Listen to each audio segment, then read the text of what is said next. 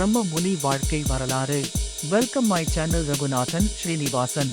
குஜராத் மாநிலத்தில் துவாரகைக்கு அருகில் உள்ள ஒரு கிராமத்தில் பிறவியிலிருந்து ஒரு குழந்தை தெய்வீக ஆற்றல்களோடு வளர்ந்து வந்தது. அக்குழந்தை வளர்ந்து சிறுவனாகி 16 வயதாகும் முன்பேதான் ஒரு பிரம்ம ஞானி என்று நிரூபித்து வந்தான். தெய்வீக ஆற்றலை கொண்டு அவன் மக்களின் நோய்களையும் குறைகளையும் போக்கி வந்தான். மக்கள் அவனை தெய்வமாகவே மதித்து ஞானேஸ்வரர் என்று அழைத்து வந்தனர்.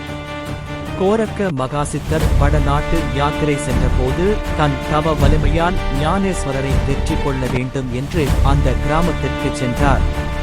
தன்னை கண்டு அந்த சிறுவன் அஞ்சி ஓட வேண்டும் என்ற எண்ணத்தில் ஒரு புலி மேலேறி அவனை நோக்கிச் சென்றார்.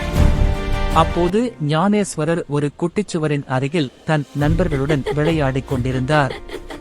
ஒரு முனிவர் தன்னை காண வருவதைக் கண்ட ஞானேஸ்வரர் நண்பர்களுடன் குட்டிச்சுவரின் மேல் உட்கார்ந்து கொண்டு முனிவரை வரவேற்க விண்ணில் பறந்து சென்றார். அவர் தன்னை நெருங்கி வருவதை தடுக்க கோரக்கர் தன் தவ வலிமையால் பிரம்மாஸ்திரத்தை ஏவிவிட்டார்.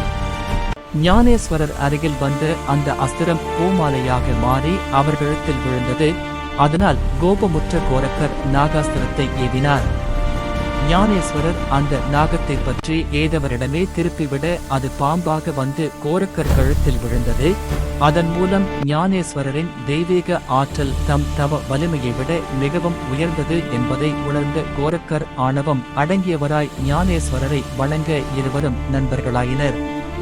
பிறகு கோரக்கரும் ஞானேஸ்வரரும் ஒன்று சேர்ந்து வட மதுரை வழியாக குருக்ஷேத்திரத்தை சென்றடைந்தனர். அங்கு சில காலம் தவ வாழ்க்கைக்கு பின் நேரடியாக தமிழ்நாடு வந்தனர். கோரக்கருடன் தமிழகம் வந்த ஞானேஸ்வரர் சதுரகிரி சித்தர் கூட்டத்தில் சேர்ந்து தமிழ் மொழியை கற்றார். தமிழக சித்தர்கள் அவரது தவ வலிமையைக் கண்டு வியந்து அவரை பிரம்மமுனி என்று அழைத்தனர்.